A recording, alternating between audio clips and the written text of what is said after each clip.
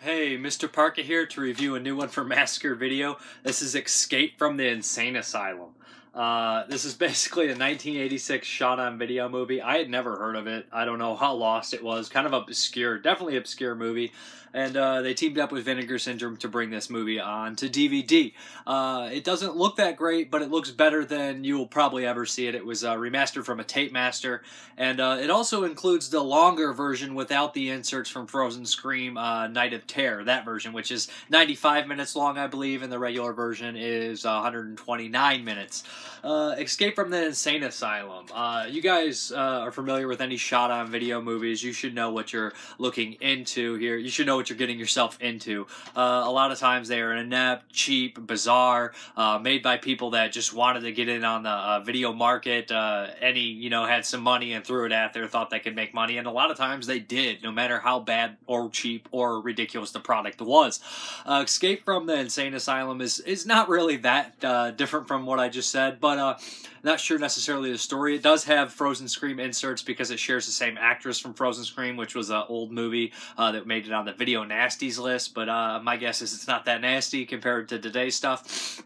But essentially what we have here is a really bonkers, bizarre, batshit crazy plot. We have a woman who is in this insane asylum, and she thinks something's going on. Her husband works also in the insane asylum. He's a doctor, and him and another doctor are giving these people medication and trying to cure some mental retardation. They're getting illegal money. They're using money for illegal experiments and whatnot, and they're trying to make her seem like she's crazy so they can get more of her money. They send her to this place that's supposedly haunted by one of the doctors, her husband's, ex-lovers, and nonsense and ridiculousness ensues. The first 20 minutes I actually enjoy more, and the last probably 5 minutes, the middle chunk is pretty rough to get through, as a lot of the shot-on-video movies are. There's a lot of ridiculous, inept things that kind of stretch out the plot. There is a couple decent camera angles, and I don't believe this movie is laughing at you when they made it. They seem genuine while making it, which is not necessarily what a lot of the, crappy movies are doing nowadays.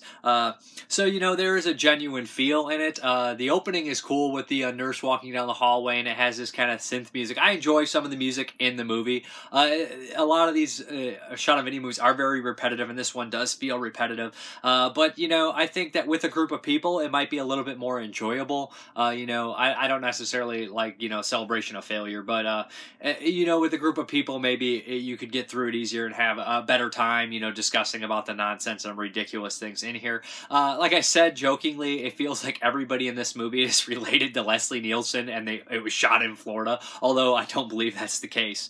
The first 20 minutes is, like I said, cool because you see like the insane asylum and all these people that have been warped by the drugs, and they're just kind of bonkers. It kind of reminded me of something like Don't Look in the Basement, where you have these zany, weird psychos that all have their little nicks and whatever they do, and I was like, oh, I can get down on this, and then shortly it moves to a house, and we have to deal with a rocking chair going back and forth for a little bit. The ending, the last 5 minutes, is completely nutsoid, and you get to see a nice melting effect. I won't go into much there. The movie is poorly patched together at the end. It does come together, but they kind of just are like, smorgasbord that son of a bitch together.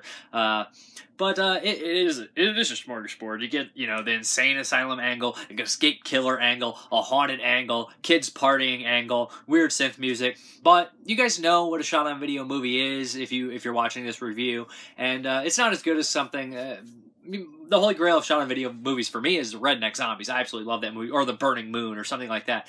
It's not as good as either something like 555 or maybe Sledgehammer, but it is goofier and just more bonkers than Sledgehammer is.